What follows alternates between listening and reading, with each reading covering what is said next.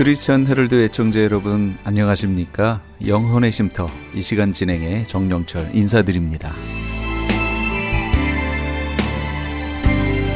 크리스천 헤럴드는 신문을 시작으로 라디오, 이제는 공중파 채널인 18.88을 통해 텔레비전으로도 함께 하실 수 있습니다. 이 시간에 방송되는 모든 목사님들의 설교를 인터넷 웹사이트 www.chtv1888.org를 통해 다시 들으실 수 있습니다. 하루를 귀한 말씀과 찬양으로 마감하시는 시간 되시기 바랍니다.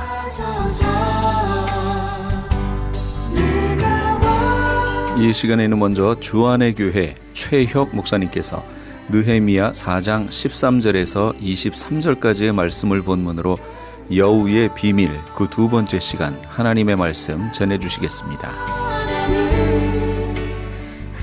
고리대금하는 자로 저의 소유를 다 취하게 하시며 저의 수고한 것을 외인이 탈취하게 하시며 저에게 은혜를 계속할 자가 없게 하시며 그 고아를 연율할 자도 없게 하시며 그 후사가 끊어지게 하시며 후대에 저희 이름이 도말되게 하소서. 아멘. 아멘 하세요. 성경인데. 왜 성경이 이런 걸 기록했을까요? 하나님께서. 여러분, 기도가 기가 막혀요. 뭐라고 얘기하냐면 그 생명을 단축시켜 주십시오. 그 다음에는 직분을 타인이 가져가게 해주십시오. 그 다음에는 그 자녀가 고아가 되게 해주시고 그 아내는 과부가 되게 해주십시오. 그런데 혹시 그 자녀가 좀 오래 산다 할지라도 그를 거지로 만들어서 구걸하게 해주시고 빌어먹게 해주십시오. 혹시 그들의 재산이 조금이라도 남아있다면 고리대금하는 자에게 그 소유를 다 빼앗기게 해주십시오. 또 저희가 남은 생명 동안 조금 힘이 있어서 열심히 돈 벌려고 수고를 하게 되면 그 수고한 것도 전부 다 외인이 다 빼들어가게 뺏기게 해주십시오. 이런 기도를 해요. 그리고 그 마지막은 이제는 그들의 후사가 끊어져 그들의 가문이 멸절당하게 해주십시오. 이걸 누가 기도했다고요? 다윗이. C.S. 루이스가요 이 성경을 읽고요 성경이 저걸 집어 던진 거예요. 뭐 이런 게 다 있냐는 거예요. 뭔 성경에 이런 기도가 다 있냐는 거예요. 이해할 수가 없어요. 여러분, 다윗만 이 기도한 줄 아세요? 하나만 더 볼까요? 예레미야 보세요. 다윗은요 시편 150편 중에 이렇게 탄원하는 기도가요 39편이나 돼요. 자, 예레미야 18장 21절 한 절만 봅시다. 다 같이 시작.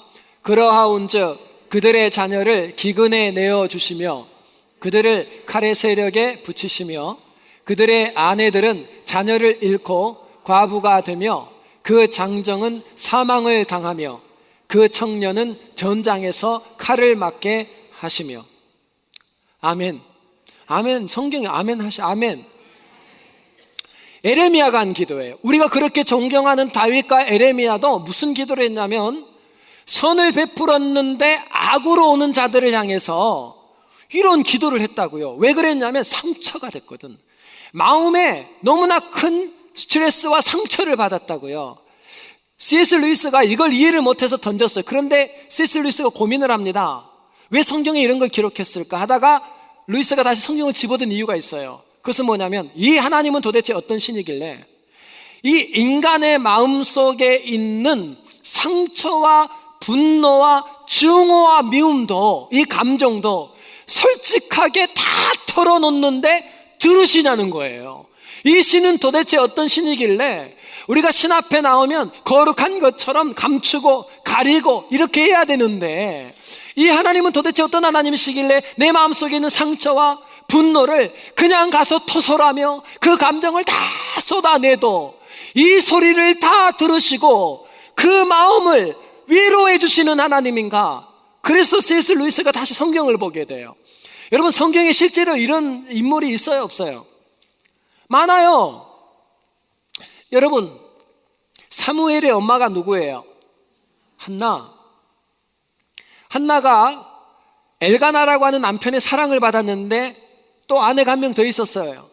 아내가 분인나예요. 분인나는 애를 낳을 수 있었는데 한나는 애를 못 낳아. 그래서 분인나가 남편으로부터 사랑을 많이 받는 한나를 멸시하고 천대하고 모욕하고 무시했어요. 그래서 한나가 너무 많은 상처를 받았어요. 그래서 이 한나가 이 분인나의 이 잘못을 남편 엘가나에게 가서 고자질했는가, 그리고 막 저주했는가? 안 했습니다. 안 하고 그때 어떻게 했냐면 그 상처받은 마음, 그 분노하는 마음, 그 증오하는 마음이 있을 때 하나님 앞에 나아갑니다. 그리고 사무엘상 1장 15절 말씀에 영어로 이렇게 나와요. I was pouring out my heart to the Lord. 내 마음을 하나님께 다 토해낸대요. 쏟아낸대요. 하나님, 내가 상처받았어요. 내 남편 때문에 상처받았는데 그 상처받은 말을 가지고 나가서 상대에게 그대로 뱉으면 그걸 저주라 그래요. 저주는 언제 가요? 그 사람이 받을만 하면 그 말이 하나님께 올라가면 가버려요. 근데 그렇게 하지 않고 한나는 저주를 하지 않고 하나님 앞에 나아가 탄원의 기도로 바꾼 거예요. 똑같은 말인데 사람에게 하면 저주가 되고요, 똑같은 말인데 하나님께 나아가면 탄원의 기도가 됐어요. 그렇게 기도했더니 하나님께서 그 기도를 거절해요, 안 해요? 안 해요. 그 기도를 들으시고 누구를 선물로 줘요? 사무엘을 줘요.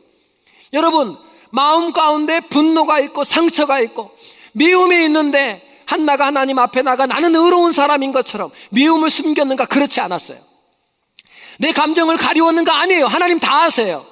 그런데 하나님 앞에 나가 내 감정을 숨기고 용서할 마음이 없는데 용서하는 것처럼 그렇게 기도한 게 아니라 내 마음 속에 있는 그 상처와 미움과 분노를 그대로 하나님 앞에 나아가 하나님께 토설했다고요.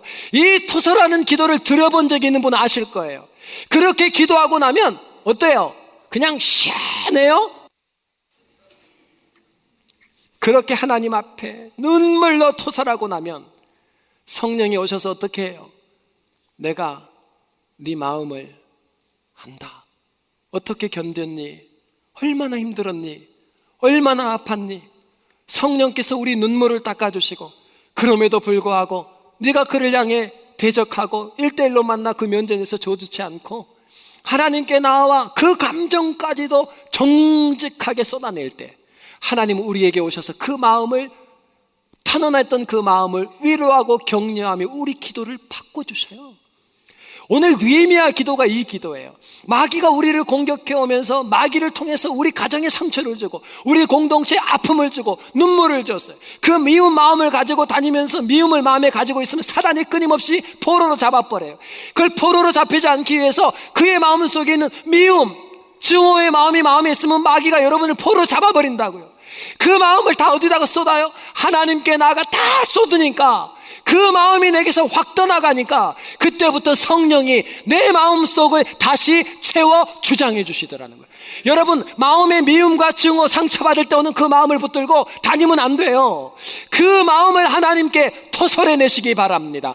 토설하지 않으면 마귀가 끊임없이 여러분의 마음에 미움과 증오로 여러분을 도구로 삼아버려요. 그런데 하나님 앞에 나아가 그 마음을 그대로 토해낼 때, 그 감정을 하나님께 다 비추어 드릴 때 하나님께서 우리의 마음속에 다시 기쁨과 평안의 샘을 허락해 주실 줄 믿으시기 바랍니다. 그래서 성경은 우리에게 이렇게 얘기합니다. 시편 62편 8절 말씀과 시편 142편 2절 말씀을 같이 연속해서 한번 보겠습니다. 시작.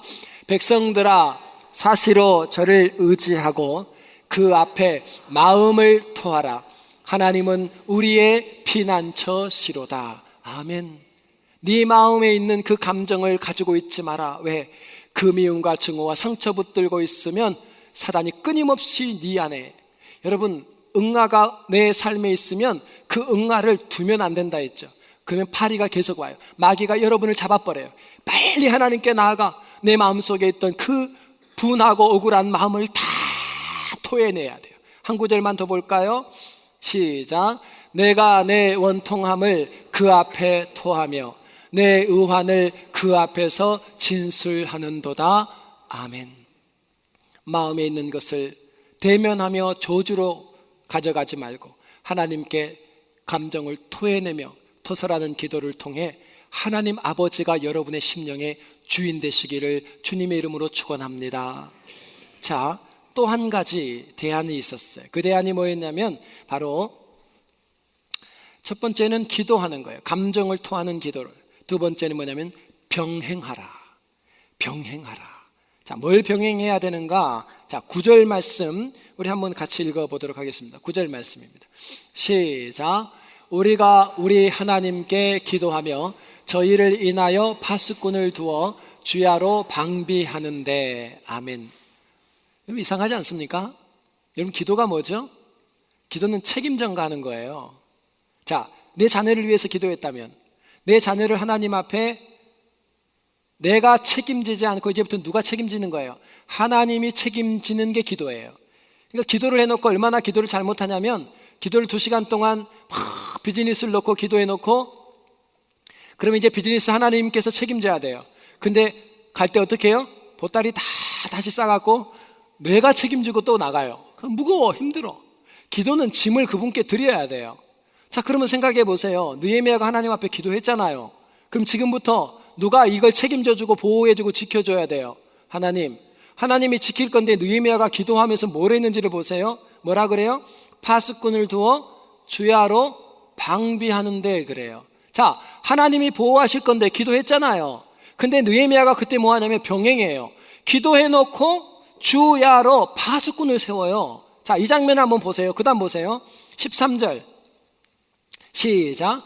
내가 성 뒤 낮고 넓은 곳에 백성으로 그 정적을 따라 칼과 창과 활을 가지게 서게 하고. 아멘. 이 취약지구를 말해요. 취약지구에는 뭘 가져요? 칼과 창과 활을 가지게 해요.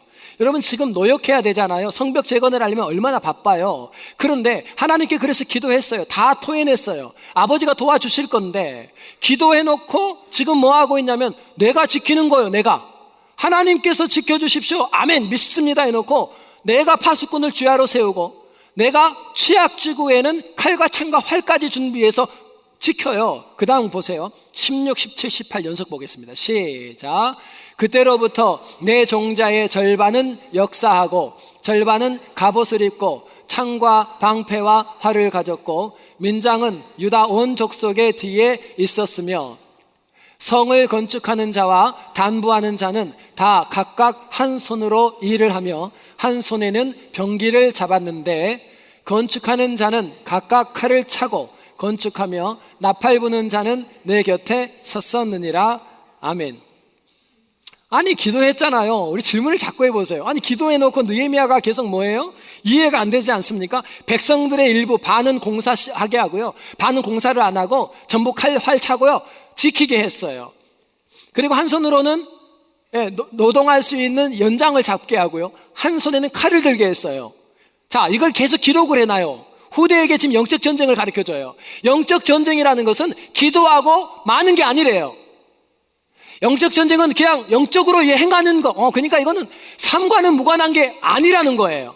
내가 하나님 앞에 하나님이 책임지시고 보호할 줄 믿습니다 하고 기도했다면 하나님이 하실 일 하나님이 하고요, 이제 내가 그 기도했던 책임을 하나님께 돌려드렸던 그 부분에서 내가 해야 할 그 일을 준비하래요. 또 볼까요? 22절 23절 지금 느헤미야가요 지금 4장에 이걸 계속 반복해서 얘기해요. 시작. 그때에 내가 또 백성에게 구하기를 사람마다 그 종자와 함께 예루살렘 안에서 잘지니 밤에는 우리를 위하여 파수하겠고 낮에는 역사하리라 하고 내나 내 형제들이나 종자들이나 나를 쫓아 파수하는 사람들이나 다 그 옷을 벗지 아니하였으며 물을 길르러 갈 때에도 기계를 잡았었느니라. 아멘. 잠잘 때에 옷도 안 벗어요. 나팔수 옆에 두고. 왜? 적이 언제 들어올지 모르니까. 여러분 이게 무슨 말이에요? 영적 전쟁의 두 번째 원리예요. 기도해라. 심지어는 네 마음에 있는 것까지 다 토해라. 마귀가 역사할 수 있는 감정을 남겨놓지 말아요. 다 토해내고 다 뱉어버리래요. 그래서 마귀가 역사할 수 있는 더러운 것을 다 내놔버려야 돼, 하나님 앞에. 그러고 끝난 게 아니에요. 기도했으면 하나님이 하실 건데. 그 다음 뭐라 그래요? 하나님이 할 일과 네가 할 일을 구분해라는 거예요. 하나님이 보호하실 것을 믿으니까 지금부터는 철저하게 방비하고 철저하게 준비해서 칼과 창과 활을 가지고 준비하고 취약 지역은 더 강화시키고 밤과 낮에 파수꾼을 세워내고 심지어는 나팔을 옆에 들고 한 손은 칼을 들고 한 손에는 일할 수 있는 장기를 들고 그리고 저녁에는 옷도 갈아입지 않아요. 뭘 얘기하냐면 영적 전쟁은 기도하고 우리가 눈에 보이지 않는 세계뿐만 아니라 이 땅에서 내가 해야 될 일들을 준비하고 내가 책임져야 될 일을 함께 감당할 때 영적 전쟁에 승리가 온다는 거예요. 여러분, 이게 쉽게 우리 삶으로 한번 갖고 와봐요. 자, 예를 한번 들어봐요. 우리 청년 하나가 기도합니다. 하나님, 좋은 남편과 만나게 해주세요. 자, 우리 청년들을 만나면 가슴이 아픈 거예요. 그러니까 기도도 좋지만 좀 꾸며라. 화장도 좀 하고 몸도 좀 관리도 좀 하고 하나님께 기도했어요. 그래서 하나님께서 그 형제를 감동 가운데 이렇게 갖다 놔서 앞에다. 근데 형제가 딱 보니까 스타일이 아니에요. 여러분, 하나님께 좋은 남자 만나게 해주세요 하면 기도하면서 동시에 나를 갖고 와야 돼요. 여러분, 정말 위험한 게 뭐냐면 아내들이요, 오늘 잘 들으셔야 돼요. 내가 이렇게 기가 막힌 걸 가르쳐드려. 내 남편이 평생 나만 보고 살게 해주세요. 이런 기도 하지 마. 힘들어, 남자들. 내 남편이 평생 나만 보게 하고 살게 해주세요. 그런데 왜 아침에 눌린 머리로 남편을 만나냐고. 찐빵머리로 5분만 빨리 일어나. 5분만 빨리 일어나서 머리 단정하게 하세요. 머리 단정. 그리고 제발 몸 빼입고 만나지 마, 남편을. 이 시대가 어떤 시대인데. 여러분, 아침에 5분 빨리 일어나서 머리 단정하고요, 그리고 화장을 탁 하고 그때 남편을 깨우세요. 그래서 항상 남편이 일어나면 해같이 빛나는 아내를 봐야 되는데 맨날 눌려 몸 빼입고. 여러분, 남편을 지켜주세요. 그 남편 바깥에 나가면요, 함께 일하는 여자들이 다 쭈쭈빵빵이라고요. 집에 들어와서 만나는 하나님, 내 남편이 나만 보게, 그 기도를 올린다면 하나님 오늘 그 얘기하는 거예요. 너무 쉽게 제가 말씀드린 거예요. 그러면 내 남편을 향해 내가 할 수 있는 최선을 다해요. 여러분, 책 보셔야 돼요. 공부하셔야 돼요. 그리고 남편의 사랑을 받을 수 있는 내가 해야 될 나의 역할을 함께 감당하셔야 된다고요. 아멘 곧다구로 할 거예요. 제가요, 우리 교인 중에 있었거든요. 그분이 이제 이해가 됐어요. 병들었거든. 초기에 초기. 여러분, 암은 무섭습니다. 초기라도. 그런데 초기예요. 그러니까 뭔 생각을 하셨을까요? 하나님 앞에 기도하면 하나님이 고쳐주신다는 확신을 가졌어요. 제가요, 그분 존경해요. 존경해요. 그런 마음을 누가 갖겠어요? 아무나? 그래서 치료를 안 받고 하나님 앞에 기도해요. 하나님 고쳐주세요. 나는 그런 확신이 있다. 믿음이 있다. 여러분, 그걸 믿음이라고 오늘 보니까 얘기해요, 안 해요? 여러분, 우리가 어떤 일을 추진할 때 기도하지 않고 내가 모든 걸 다 하는 것도 잘못된 거예요. 왜? 하나님이 하실 일과 사람이 할 일이 달라요. 근데 하나님이 하실 일을 이루시기 위해 기도해야 그분이 움직일 거 아니에요. 그래 안 해도 움직이시지만, 그러면 어떤 일을 할 때 내가 나 혼자 기도 안 하고 막 달리면 안 된다고요. 이것도 잘못되고, 또 하나는 하나님이 하실 거라고 하나님 부분만 놓고 하고 내가 해야 될 것을 안 하는 것도 잘못된 거예요. 성경은 항상 이걸 병해라고 그래요. 내가 질병이 가운데 있으면, 여러분, 이 세상의 지혜는 누구로부터 온 거예요? 의술도 누구의 지혜에서 근원된 거예요? 지금 우리가 만나는 닥터 선생님들의 그 지식도 하나님이 신유의 방편으로 이 땅에 허락하신 거라고요. 그러면 병이 걸렸어. 하나님 고쳐주세요 라고 기도하고, 그리고 닥터를 만나고 약을 먹으면 저는 그 약이 더 효과 있다고 믿어요. 여러분, 병행해야 돼요. 내가 하나님 앞에 간구하고 기도하는 것이 있다면 그 기도가 이루어질 수 있도록. 무디가요, 대서양을 횡단하면서, 무디 목사님이 대서양을 횡단하면서 가고 있는데 그 배에서 불이 났다고요. 그랬더니 성도들이랑 선장이랑 달려와서 무디 목사님이 얼마나 영권이 강해요. 그걸 알고 쫓아와서 기도해달라 그랬어요. 그랬더니 무디 목사님 뭐 한 줄 아세요? 갑자기 뛰었어요. 어디로? 물동이 가지로. 그리고 물을 퍼다가 불을 끊으면서 뭐라고 얘기하냐면, 물동이를 들고 물을 퍼서 불을 끄면서 하나님 앞에 마음으로 기도하라 그래요. 여러분, 불이 났으면 불을 꺼야지요. 여러분, 비가 내릴 때까지 언제 기다려? 그 배 다 타지. 그러면 바닷물이 올라와서 꺼주면 그 배는 가라앉지. 여러분, 기도도 중요하다고요. 그러나 내가 해야 될 역할을 해야 돼요. 자, 그래서 성경에 원리가 있다 했죠. 민수기 1장에 보면 하나님이 인구조사를 하라 그래요. 그전에는 인구조사를 하면 하나님 어떻게 했어요? 쳤어요. 근데 1장은 인구조사하라 그래요. 왜요? 북진할 때, 시내산에서 북진할 때에는 인구조사를 하래. 그전에는요, 전쟁을 할 때 하나님이 어떻게 전쟁을 했냐면 이스라엘 백성들이 안 싸워요. 산에서 손이 올라가면 전쟁에 이기고 손이 내려가면 전쟁에 지는 게 이스라엘 전쟁이었어요. 바로 시내산 민수기 1장 전까지. 그때 뭘 보여줘요? 하나님이 손 올라가는 건 뭘 상징해요? 예? 기도. 아말렉과의 전투 때, 출애굽하고 나서 아말렉과의 전투 때 모세가 아론과 우리 붙잡아주면서 기도해요. 손이 올라가면 이겼어요. 손이 내려가면, 지쳐서 손이 내려가면 졌다고요. 그 전에 가르쳐준 전쟁은요, 누가 한다는 걸 가르쳐줬어요. 전쟁은 하나님이 한다고요. 네 삶의 현장에 일어나는 모든 것의 승패는 누구 손에 있다고요? 하나님. 그러니까 뭐 하라고 가르친 거예요? 기도하라고요. 기도. 그런데 하나님이 한다는 걸 배웠어요. 배웠더니 하나님이 그때부터 뭘 조직해요? 인구조사하면서 군사 조직하래요. 왜? 이제부터는 너희가 뛰어나가서 전투에 나가 싸울 때 너희가 현장에서 싸우지만 이 모든 승리는 누구가 주신 거란 걸 너희가 안다는 거예요. 하나님, 아는 자는 지금부터 준비해서, 철저하게 준비해서 나가라 그래요. 이게 구약에만 나온 원리가 아니라 그랬죠. 신약에 예수님께서 70인의 전도자를 파송할 때 전대에 돈 가져가라 그래요? 가지 마라 그래요? 가져가지 마. 여벌의 옷이나 신발도 가져가지 마. 예? 그냥 가래요. 칼, 검 가져가지 마. 내가 보호해 줄 거니까. 근데 갔다가 왔어요. 갔다 오고 나서 제자들이 뭐라 그럽니까? 저 성경 읽어드릴게요. 누가복음 22장 35, 6절이에요. 내가 너희를 전대와 주머니와도 없이 보내었을 때에 부족한 것이 있더냐? 가로되 없었나이다. 예수님 그 다음 말씀이에요. 이르시되 이제는 전대에 있는 자는 가질 것이요 주머니도 그렇게 하고 검 없는 자는 겉옷을 팔아 살지어다. 아멘. 뭐라고 얘기해요? 너희들 봤지? 전도여행 가서 먹을 거 없을 때 하나님 먹였지. 돈 없어도. 너희들 옷, 여벌 안 가져가고 신발 안 가져가도 어디를 가나 하나님이 공급했지. 너 그거 봤지? 하나님이 하시는 거 봤지? 너 검 가지고 있지 않아도 하나님이 너희를 지키고 보호하는 거 봤지? 제자들이 다 와서 뭐라 그러냐면 봤대요. 이제 하나님이 모든 걸 한다는 걸 알았대요. 그때는 주님이 두 번째 보낼 때는요, 그럼 준비해. 하나님이 하신다는 것을 네가 진짜 알았다면 지금부터는 전대 돈도 준비하고 여벌의 옷도 준비하고 너희 검, 네가 지킬 목숨은 하나님이 지켜줄 건데 안전도 검도 준비하래요. 없으면 겉옷을 팔아서라도 그걸 사가래요. 왜 이런 얘기를 했어요? 내 삶의 연장의 승패가 하나님께서 가지고 있다는 것을 경험하고 믿고 신뢰한다면 그 다음부터는 뭐 하라고요? 준비를 시작하래요.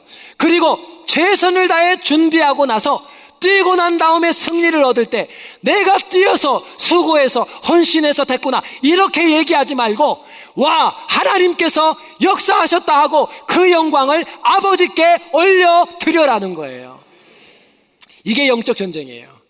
영적 전쟁은 그냥 기도만 하는 게 아니라 기도하며 하나님이 하셔야 될 일, 나사로를 살려내는 일은 주님이 하실 일이에요.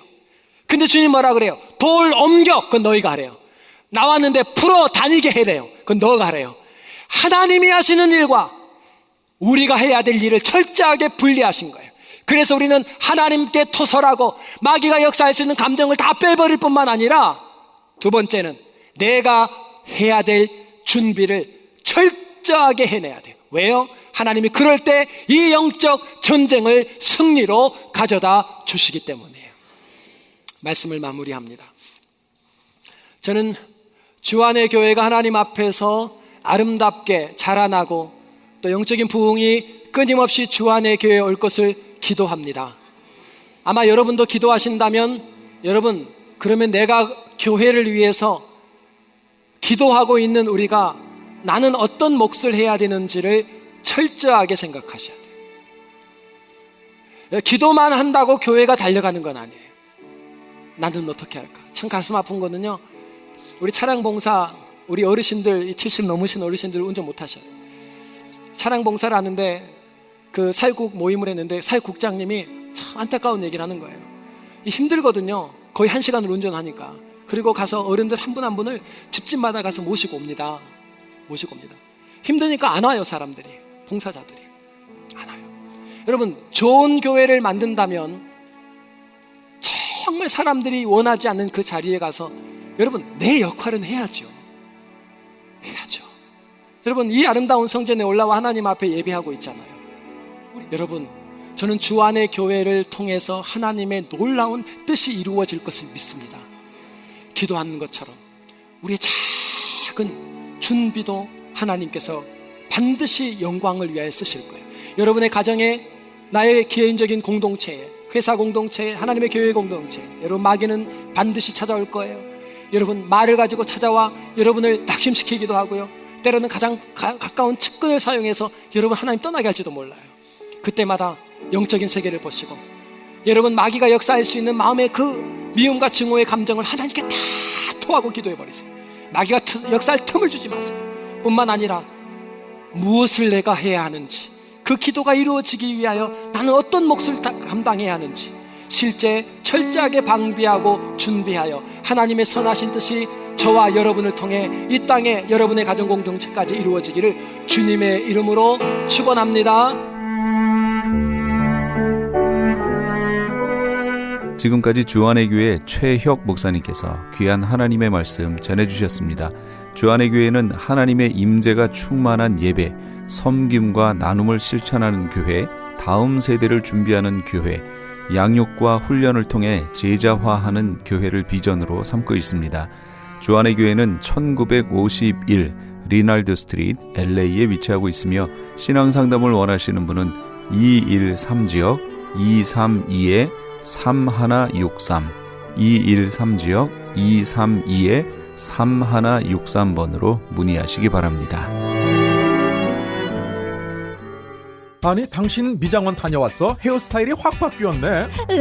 홈쇼핑 월드 차홍 고데기로 마술을 부렸지. 홈쇼핑 월드 차홍 고데기. 차홍 허니앤비 샴푸로 머리 감으면서 차홍 헤어두피 마사지를 쓰면 머릿결이 너무너무 부드러워지고 한 움큼씩 빠지던 머리카락도 눈에 띄게 덜 빠져. 차홍 고데기 너무 좋아. 그럼 그 웨이브 머리도 당연하죠. 3, 4분이면 이렇게 풍성한 웨이브 머리를 만들 수 있다고요. 너무 이쁘다. 어디서 샀어? 홈쇼핑 월드. 가격 만족, 품질 만족, 행복한 쇼핑. 팔가와 웨스턴 홈쇼핑 월드. 미국 최초 서든 캘리포니아 세미너리 상담심리학 석사와 결혼가족 치료사, 상담심리학 박사 한국어 과정. 캘리포니아 심리학협회가 인정한 서든 캘리포니아 세미너리. 과정 수료 시 캘리포니아 면허 시험 응시 자격이 부여되며 면허 취득 시 직접 클리닉도 오픈하실 수 있습니다. 저렴한 학비, 다양한 장학금으로 학비 걱정도 끝. 한국어로 편하게 배우는 심리학 석박사 과정. 서든 캘리포니아 세미너리 323-529-3339 323-529-3339. LA 한인타운에 있는 프레이즈 교회에서 이번 주 토요일인 7월 9일에 제2차 요한계시록 세미나를 개최합니다. 계시록 7교회를 시작으로 7년 대환란, 적그리스도는 누구인가, 휴거는 언제 일어나는가, 베리칩은 짐승표인가, 그리고 한 번 구원은 영원한 구원인가 등 계시록의 핵심 키워드를 중심으로 세미나가 진행됩니다. 세미나 참가비는 교재와 점심 식대비로 10불이며 목사님을 비롯한 목회자는 참가비가 없습니다. 계시록의 말씀을 배우길 원하는 성도님들은 이번 주 7월 9일 토요일 오전 10시까지 2668 웨스트 피커 블루버드 한인타운 피커와 켄모어가 만나는 곳에 있는 프레이즈 교회로 오시거나 전화 213-700-9833 213지역 700-9833번으로 문의하시기 바랍니다.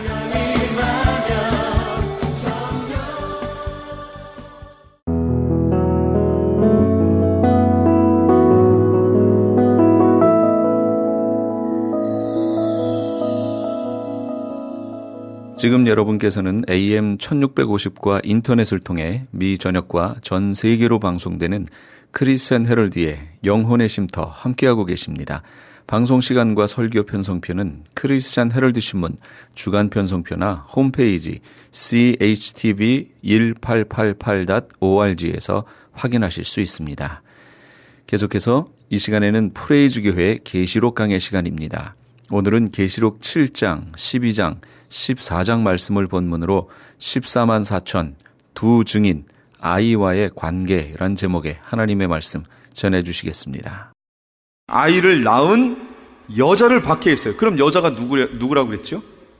마지막 시대에 깨어있는 교회를 말하는 거예요. 이 교회를 핍박하기 시작합니다. 그런데 이 기간이 됐는데도 불구하고 이 땅에 남아서 핍박을 받지 않고 살아남아 있는 교회들은 뭘까요? 그 교회들은 하나님의 종들을 배출한, 마지막 시대에 사역하게 될 하나님의 종들을 배출해낸 깨어있는 교회들은 이 마지막 시대에 분명히 박해를 받게 돼 있습니다. 근데 박해를 받지 않고 이 세상에 버젓이 남아서 존재하고 있는 교회는 어떤 교회일까요? 예, 그 교회들은 이미 배교한 교회입니다. 배교한 교회들. 예, 얼마든지, 그러니까 이 기간에 짐승표 받으면 안 되죠. 후 3년만 들어가면 짐승표가 시행이 되잖아요. 그러니까 그것만 봐도 여기서 살아있으면 안 되는 사람들인데 버젓이 살아있고 그냥 교회 간판 걸고 그냥 있어요. 그럼 그 사람들은 뭐예요? 이 하나님이 기뻐하시는 그 교회가 아니라는 거죠. 여기에 이제 알곡이냐 쭉정이냐 가라지냐 이게 갈려지는 겁니다. 그래서 마지막 시대에 이 두 증인들의 그 사역에 귀를 기울여야 돼요. 정말로 마지막 시대에 선포되어야 되는 하나님의 말씀이 뭔지 귀 기울여야 되고요. 이 시대는 풍요와 복과 이런 게 아니에요. 이거 아닙니다. 정말 잘 구별해서 들으셔야 됩니다. 하나님이 지금 광야로 가야 되는데 그들에게 주면 이 사람들이 그거 가지고 뭐 하게요? 광야 가가지고 그걸로 뭐 할 거야 대체? 할 게 없잖아요. 할 게 없어요. 그랬는데 남자를 낳은 여자를 박해했더니 그 여자가 큰 독수리의 두 날개를 받아 광야 자기 곳으로 날아가 거기서 그 뱀의 낯을 피하여 한때 두때 반때를 양육받으매 이렇게 나옵니다. 여자가 아까 교회라고 그랬죠. 깨어있는 교회들이에요. 이 교회가 한때 두때 반때를 광야에서 보냅니다. 이 광야가 어디예요? 그게 예비초입니다. 예비초예요. 그랬더니 이 뱀이 이제 어떻게 하나 보세요. 여자의 뒤에서 뱀이 그 입으로 물을 강같이 토하여 여자를 물에 떠내려가게 하려 하되 땅이 여자를 도와 그 입을 벌려 용의 입에서 토한 강물을 삼키니 용이 여자에게 분노하여 돌아가서 그 여자의 남은 자손 곧 하나님의 계명을 지키며 예수의 증거를 가진 자들과 더불어 싸우려고 바다 모래 위에 서 있더라. 이렇게 나왔죠.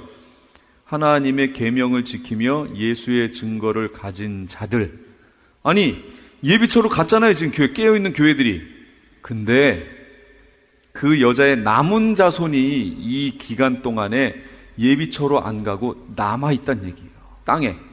이들이 누구냐면 하나님의 계명을 지키며 예수의 증거를 가진 자들이에요. 이들이 누가 될 거예요 이제? 이들이 순교자가 될 거예요. 이들은 짐승표를 안 받을 거란 말이에요. 당연히 안 받겠죠? 그러니 이들이 여기에서 짐승표를 안 받고 있다가 걸리면 어떻게 돼요? 순교하는 거예요. 그러니까 이들이 순교자의 반열에 들어갑니다. 그래서 순교자의 수가 차기까지 이란 말이에요. 순교자의 수가 차기까지. 이들이 죽으면서 순교자들의 수가 차고 그러면서 결국 예수님이 7 대접을 쏟기 시작하시고 신원하시는 내용이 이제 뒤 후반부로 가면서 15장 후로 나오는 거죠. 우리는 휴거돼서 올라가고요. 네, 그런 일들이 벌어집니다. 그러니까 이걸 14만 4천 두 증인 아이 이걸 하나로 보지 않고 성경을 해석하면 해석하기 상당히 힘들 겁니다. 복잡해지지요. 그러나 지금 제가 결론부터 내려놓고 그걸 적용하면서 성경을 이렇게 보니까 성경이 이렇게 풀어지죠. 계시록이 쉽게 보여집니다. 시온산의 14만 4천 다시 이제 우리 교재로 넘어옵니다. 18페이지에 5번 시온산의 14만 4천 계시록 14장 1절에서 3절인데요. 또 내가 보니 어린 양이 시온산에 섰고 그와 함께 14만 4천이 서 있는데 그들의 이마에는 어린 양의 이름과 그 아버지의 이름을 쓴 것이 있더라 하면서 쭉 이렇게 나와 있죠. 14만 4천 택하신 게 언제였어요? 여기는 14장이고 그럼 14만 4천 얘기가 나온 게 또 어디에 나와 있죠? 몇 장에 나와 있어요? 제가 막 왔다 갔다 하니까 막 정신이 없으시죠? 7장에 나와 있습니다. 7장에. 아까 삽경 거기 7장에 나온다고 그랬잖아요. 거기서 14만 4천 하나님의 종들을 택할 때까지 사방, 땅 사방을 바람을 잡고 있으라고 천사들로 하여금 불지 못하게 막아놨죠. 이렇게 놓은 상태였어요 지금. 그리고 그 14만 4천 얘기가 거기 나오고서 사라졌어요. 없어졌어요. 그러더니 여기 14장으로 갔으니까 갑자기 14만 4천이 시온산 위에서 예수님 어린 양과 같이 있어요. 그러니까 14만 4천 따로, 두 증인 따로, 아이 따로 하면은 이 14만 4천은 대체 누구고 언제 거기 갔는지 내용도 안 나오고요. 갑자기 여기 있다가 저기 가버렸고요. 두 증인은 이렇게 나와 있다가 사역하다가 죽어버리고요. 아이는 태어나자마자 갑자기 올라가 버리고요. 다 띄엄띄엄 나와 있단 말이에요. 그러니까 요거를 지금 아까 제가 처음에 설명드린 대로 하나로 이렇게 연결해내는 그게 포인트예요. 그걸 놓치면 여기가 해석이 안 된다 그 얘기예요. 그래서 지금 말씀대로 쫙 연결해 보면 이제 흐름이 다 나옵니다. 14만 4천이 그렇게 돼 있고요. 이 14만 4천은 참 특별한 사람들입니다. 왜 특별하냐면 계시록 14장에 또 보시면 14장 2절인가요? 내가 하늘에서 나는 소리를 들으니 많은 물소리와도 같고 큰 우레소리와도 같은데 내가 들은 소리는 검은 고 타는 자들이 그 검은 고를 타는 것 같더라. 그들이 보좌 앞과 네 생물과 장로들 앞에서 새 노래를 부르니 땅에서 속량함을 받은 14만 4천 밖에는 능히 이 노래를 배울 자가 없대요. 아니 이 노래를 다른 성도들은 못 배운다는 거예요. 다른 교회는 이 14만 4천만 배울 수 있다라는 겁니다. 그러니까 이들은 좀 특별하죠? 예, 특별합니다. 그러니까 하늘에 상급이 따로 있을까요, 없을까요? 있습니다. 똑같지 않아요.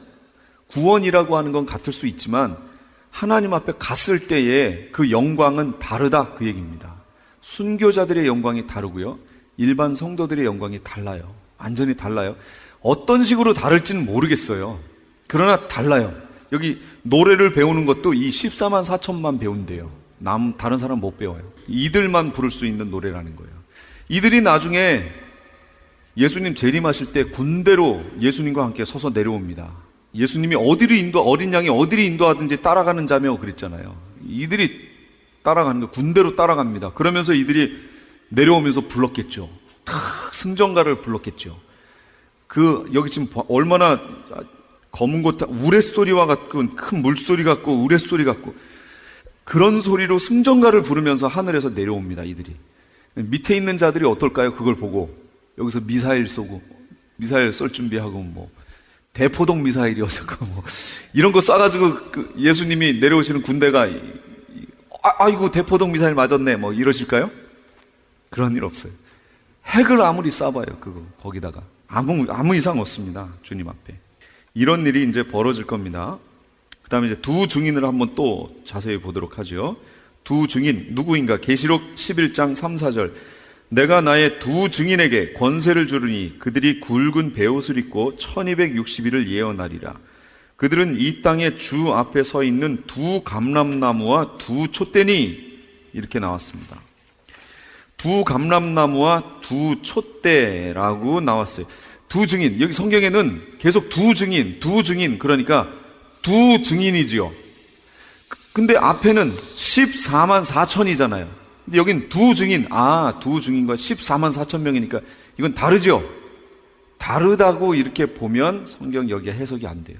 근데 두 증인이 잘 보시면 이제 두 증인이 이 14만 4천이구나를 알게 됩니다. 전체적인 내용을 통해서 봤을 때 그런 거예요. 두 증인에 대해서 설명을 드릴게요. 이게 단순히 두 명의 증인이라는 뜻이 아니라는 것을 한번 잘 보세요. 자, 어디서부터 볼까요? 이 두 증인의 사역 기간은 얼만큼이라고요? 1260일 1260일이면 3년 반입니다. 그러니까 이게 전 3년 반이 될지 후 3년 반이 될지 이걸 먼저 봤으면 몰랐지만 아까 우린 미리 뒤에서부터 왔기 때문에 이 전 3년 반이에요? 후 3년 반이에요? 전 3년 반이 바로 이 두 증인의 사역 기간이라는 걸 알게 됐지요. 자, 이렇게 됐고요. 19페이지 보세요. 19페이지 3번에 두 증인이라는 단어를 왜 썼는지. 신명기 19장 15절. 사람의 모든 악에 관하여 또한 모든 죄에 관하여는 한 증인으로만 정할 것이 아니요 두 증인의 입으로나 또는 세 증인의 입으로 그 사건을 확정할 것이며 이렇게 나왔습니다. 그러니까 어떤 것을 확정할 때는 최소 두 증인이 필요합니다. 그러니까 이들이 복음이 이 마지막에 있을 이 내용, 이 계시록의 내용, 이 복음이 마지막 복음의 내용이 정확하다라는 것을 증거하러 다닌다라는 거죠. 혼자 다니는 것보다 둘이 다니면서 서로 확증하게 될 것이다라는 거예요. 나중에 가서 교회 다녔던 사람들이 저는 그런 얘기 못 들었는데요, 이렇게 할 수 없다라는 거예요. 왜요? 예수님이 뭐라 그랬어요? 여기 두 증인을 보낸다고 그랬잖아요. 확실하게 증거하기 위해서 두 증인을 보낸다라는 얘기예요. 나중에 주님 앞에 가서 나는 모르겠는데요 이러면 할 말이 없다는 거예요. 그래서 내가 두 증인을 확증하기 위해서 두 증인을 보내지 않았느냐라고 얘기하시게 될 거라는 거예요. 그럼 거부하지 못하겠죠. 예수님도 70명의 제자를 불러서 각 처로 보낼 때 몇 명씩 보냈어요? 둘씩 짝을 지어 보냈어요. 두 증인씩 보냅니다. 반드시 그렇게 하셨어요. 그래서 사역도요, 교회도요, 사실은 팀 사역을 하는 게 좋습니다. 어떤 개인 사역을 하게 되면 그 한 분 목사님의 어떤 게 너무 작용을 하잖아요. 그러나 팀 사역을 하게 되면 그러면 최소 3명 정도가 어울려서 팀 사역하는 게 참 좋습니다. 예수님도 12명의 제자지만 성경을 가만 보시면 예수님이 어디 가실 때 꼭 데리고 다녔던 제자 셋이 있죠. 셋만 데리고 갑니다. 그 3명이 함께 어우러져서 팀 사역을 하면 이게 참 좋습니다. 단 셋이 각자의 무엇을 주장하는 게 아니라 그들이 하나님 앞에 깨어 있는 거죠. 그래서 하나님의 음성을 듣고 하나님의 인도하시는 대로 이렇게 사역해 나가는 거. 그래서 서로가 서로에게 견제가 되어지고 어떤 부러움이나 뭐 이런 차원이 아닌 하나님 앞에 서로 잘 서 있는, 이것을 서로 격려해주고 또 같이 서로 위해서 기도해 줄 수 있는, 어떤 사람에게 하나님이 말씀하실 때 어떤 사람들은 들어줄 수 있는 이런 체계로 가져가서 이렇게 팀 미니스트리 하는 게 참 중요하고 좋습니다. 한국에는 그렇게 사역을 하는 그런 동료들이 좀 있습니다.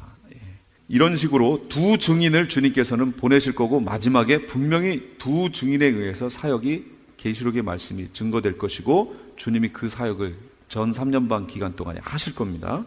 그때 깨어서 그들이 증거하는 그 내용을 정확히 들으셔야 돼요. 7 우레가 바라는 소리를 사도 요한이 기록하려고 했더니 음성이 있는데 그걸 기록하지 말라고 그랬습니다. 사도 요한은 들었는데 일반 사람들에게는 주시지 않은 7 우레의 말씀이 있어요. 그러니까 그런 말씀들이 아마 이 종들에 의해서 증거가 될 겁니다. 그러니까 주의해서 분별해서 잘 들어야 됩니다. 자, 그리고 왜 또 여기에 보시면 두 증인에 대해서 뭐라고 나오냐면 그들은 이 땅에 주 앞에 서 있는 두 감람나무와 두 촛대니 이렇게 나옵니다. 두 감람나무? 갑자기 왜 감람나무? 이 두 증인을 뭐라고 부르냐면 감람나무라고 부릅니다. 그랬더니 또 어떤 사람들이 자기가 감람나무라고 또 참 안타깝습니다. 자기가 감람나무라고 그래요. 두 감람나무라는 뜻은 두 가지로 볼 수 있어요. 하나는 이스라엘이, 육적인 이스라엘이 무슨 감람나무였죠? 참 감람나무, 원 감람나무였고요. 우리 이방인은요, 돌 감람나무였단 말이에요. 두 감람나무에 대해서 이스라엘과 우리 이방 교회를 향한 이 두 감람나무에 대한 증인 사역을 한다는 얘기예요. 이게 이런 의미가 되고요. 그게 로마서 11장 24, 25. 네가 원 돌감람나무의 찍힘을 받고 본성을 거슬러 좋은 감람나무의 접붙임을 받았으니 원 가지인 이 사람들이야 얼마나 더 자기 감람나무에 접붙이심을 받으랴. 형제들아, 너희가 스스로 지혜 있다 하면서 이 신비를 너희가 모르기를 내가 원하지 아니하노니 이 신비는 이방인의 충만한 수가 들어오기까지 이스라엘의 덜어는 우둔하게 된 것이라. 지금 이스라엘이 저러고 있는 것은 이방인의 충만한 수가 들어올 때까지라는 거예요. 그럼 이방인의 충만한 수가 들어오고 나면 어떻게 된다는 거죠? 이스라엘이 다시 원 감람나무에 접붙여진다, 그 얘기예요. 그래서 구원의 문이 이방인에게는 점점 닫혀지고요, 이스라엘을 향해서 점점 열려지는 일이에요. 이게 예수님 초림하셨을 때 이게 반대로 됐었죠. 그래서 구원이 지금 우리에게까지 왔단 말이에요. 그런데 이것이 이제 역전이 돼서 이방인의 충만한 수가 다 들어오면, 충만한 수가 찼으면 이거 열려놓을 필요 있어요, 없어요? 없죠. 이제 닫아야죠. 그리고 빨리 이걸 어디다 열어야 돼요? 이스라엘을 향해 열어야 이스라엘이 들어올 거 아니에요. 그 일이 이제 벌어진다는 거죠. 그래서 지금 이스라엘을 주목해서 이렇게 보시면 이스라엘에 구원 얻는 이 크리스찬들의 수가 점점점 늘어납니다. 이게 이제 지금 일어나는 숫자가 점점 이렇게 많아질 거예요. 그런 단계로 가고 있어요. 그 얘기는 거꾸로 말하면 이방인들의 문이 점점 이렇게 닫힌다는 얘기예요. 이렇게. 그러면 그 딱 닫히면 그 다음에 어떻게 되는 거예요? 그럼 환란이 시작되는 거예요. 이렇게 돼 있어요. 이 7년이라는 기간은 이스라엘에게 열어주신 기간이었잖아요. 70일의 예언에서 69일에가 다 지났고 마지막 한 일에 남았잖아요. 이 한 일에는 이스라엘을 향해 열어두신 시간이었거든요. 이거. 그러니까 그걸로 들어가기 위해서는 문 자체가 바뀌어야죠. 그래야 들어갈 거 아니에요. 이쪽으로. 지금 그런 단계에 가 있습니다. 그래서 두 감람나무라는 것은 이스라엘과 이방을 향한 증인의 사역이라는 뜻이 있고요. 또 하나는 스가랴 4장 2절 3절이에요. 그가 내게 묻되 네가 무엇을 보느냐? 내가 대답하되 내가 보니 순금 등잔대가 있는데 그 위에는 기름 그릇이 있고 또 그 기름 그릇 위에 7 등잔이 있으며 그 기름 그릇 위에 있는 등잔을 위해서 7 관이 있고 그 등잔대 곁에 두 감람나무가 있는데 하나는 그 기름 그릇 오른쪽에 있고 하나는 그 왼쪽에 있나이다. 이렇게 나옵니다. 이건 뭐냐면 이스라엘이 이방의 포로로 잡혀갔잖아요. 지금 바벨론 포로가 돼서 이들이 귀환을 하지요. 이거는 지금 1차 귀환하는 거 얘기하는 거예요. 1차 귀환.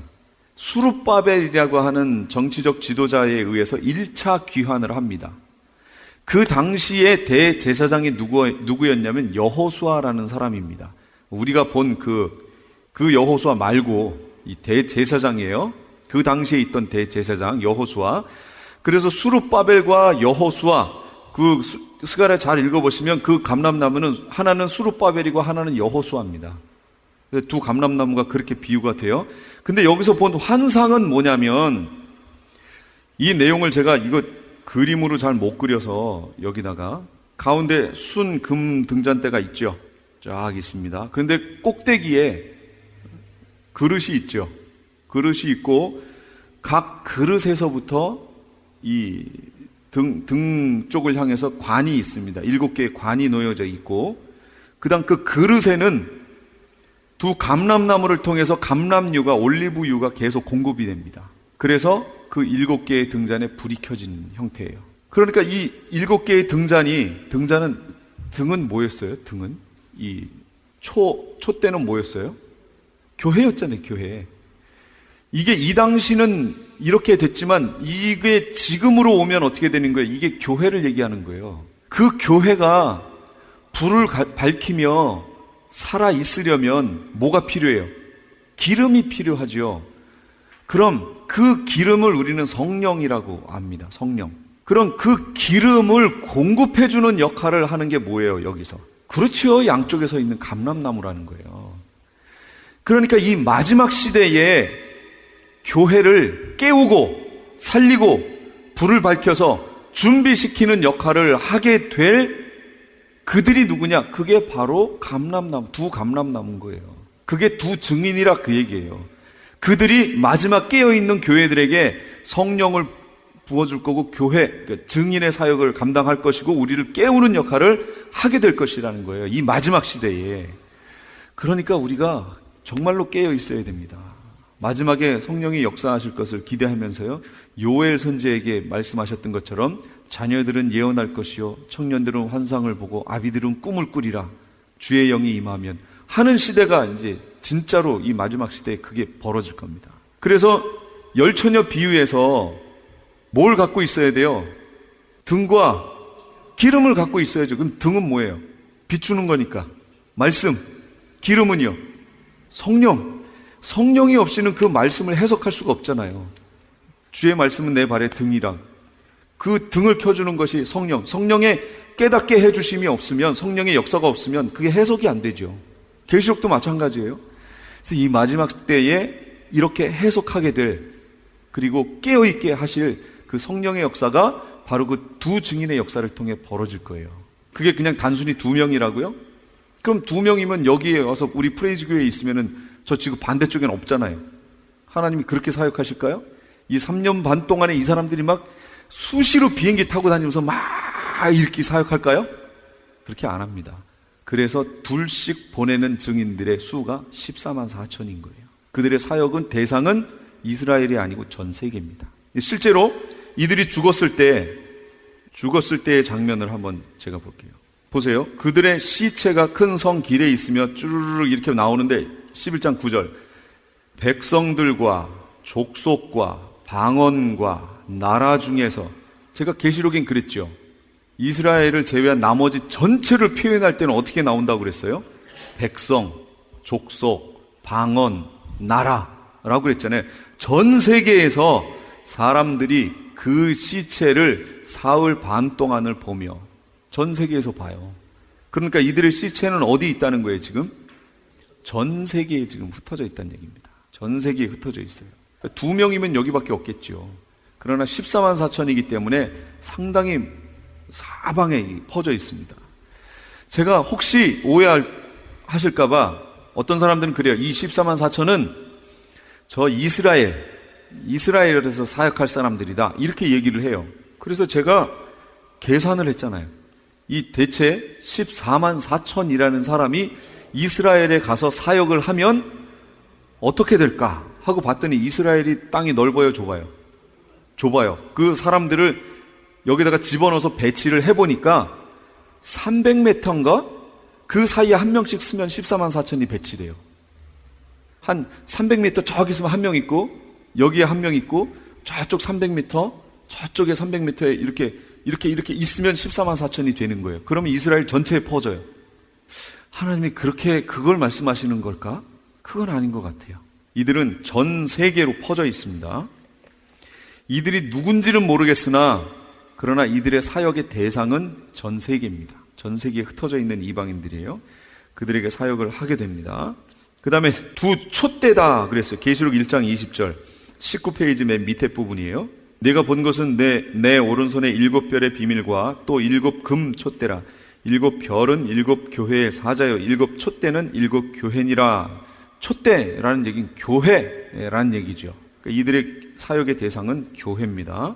그래서 오늘 보신 이 내용만 잘 이해하시면 이 포인트가 계시록의 포인트는 10장부터 14장까지입니다. 여기만 잘 해석이 되면 그 다음부터는 순조롭게 모든 것들이 풀어집니다. 그거의 포인트가 뭐였느냐? 14만 4천과 두 증인과 아이와의 관계가 포인트입니다. 이게 풀어지면 그러면 계시록의 내용이 상당히 많은 부분 풀어지고 해석이 되고 이해가 됩니다. 이해가 좀 되시나요? 그래서 이 부분을 다시 한번 10장부터 14장까지를 성경을 떼지 말고요. 그냥 그 앉은 자리에서 그냥 바로 쫙 읽으셔야 돼요. 이거 딱 떼고 화장실 갔다 오시죠? 그럼 내용이 완전히 달라요. 진짜요. 해보세요. 제가 여러 번 해봤거든요. 어느 정도 이해를 했다고 생각했는데도 갔다 와가지고 13장을 다시 읽기 시작하면 가만히 있어. 앞에 뭐였더라? 이렇게 돼요. 그러니까 한 번에 쭉 읽으시면서 오늘 배운 말씀을 거기다가 대입을 이렇게 해 가시면서 보세요. 근데 오늘 안 한 게 있죠. 이제 다음 주에 얘기하게 돼요. 그게 이제 예비처. 그 다음에 용에 대해서 안 했습니다. 이 부분들이 상당히 중요한 부분들이에요. 뭐 중요하지 않은 게 어디 있겠어요. 다 중요하죠. 말씀해 주셨는데 다 중요하지만 계시록을 보는 눈을 이렇게 떠주게 하는 포인트 부분들이 여기에 지금 다 있는 겁니다. 요걸 한번 집중해서 성경과 함께 찾아가시면서 이렇게 읽어보세요. 제가 요번에는 급하게 이 교재를 만드는 바람에 그렇게 제가 이걸 또 보면서도 참 형편없다 그런 생각을 했습니다. 그래서 제가 다시 정리해서 다음번 가을에 만들 때는 더 좀 이해하시기 쉽게 이렇게 만들어서 다시 책으로 만들 테니까 그거 좀 이해해 주시고요. 한번 오늘 집에 가셔서 성경과 맞물려서 한번 읽어보시기 바랍니다. 지금까지 LA 한인타운에 있는 프레이즈 교회의 요한계시록 강해 시간이었습니다. 프레이즈 교회는 오는 7월 9일 내일 모레 토요일에 계시록 2차 세미나가 오전 10시부터 오후 4시까지 실시되고 다음 날인 7월 10일 주일 오후 2시부터 요한계시록 2차 강해가 10월 말까지 진행될 예정입니다.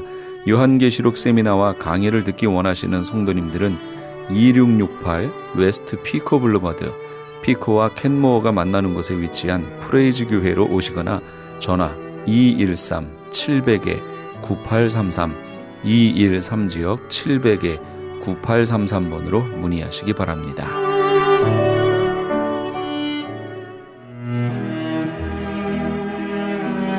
크리스천 헤럴드는 한결같이 지켜주신 하나님께 감사를 드리며 한 영혼이 천하보다 귀하다는 하나님의 말씀으로 한 영혼이라도 복음을 듣고 주께 돌아오기를 간절히 기도하는 마음으로 미디어 선교 사역의 역할을 감당하고 있습니다.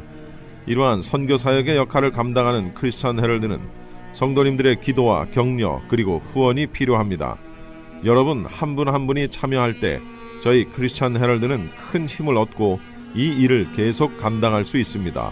사랑하는 성도님들의 후원을 간절히 기다립니다. 후원 방법은 일시금으로 특별 후원금 그리고 매달 10불의 천사 후원금이 있습니다. 여러분의 많은 참여를 부탁드립니다. 자세한 안내는 크리스천 헤럴드 213-353-0777 213-353-0777번으로 하시기 바랍니다.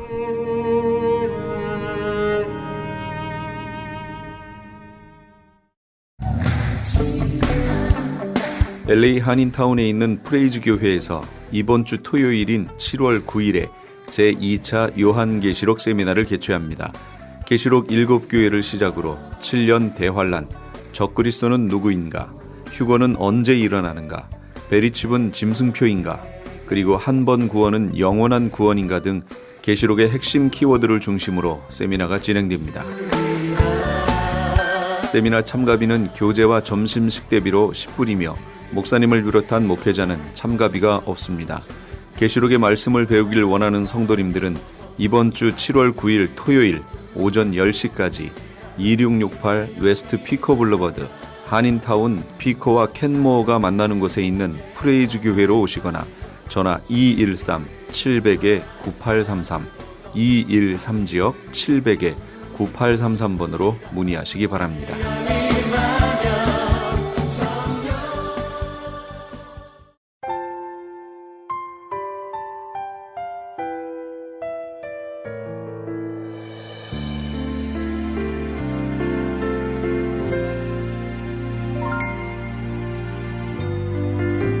남의 떡이 더 커 보인다라는 속담이 있지요.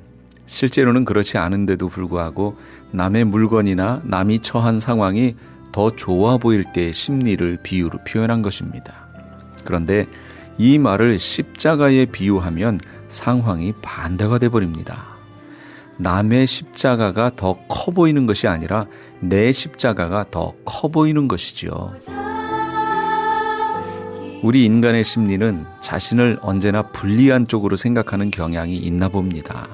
그러나 실상은 나에게 지워진 십자가가 가장 작고 가벼운 것이라는 것을 깨닫고 감사하시면서 우리 주님을 기뻐하시는 그런 삶을 사시면 어떨까요?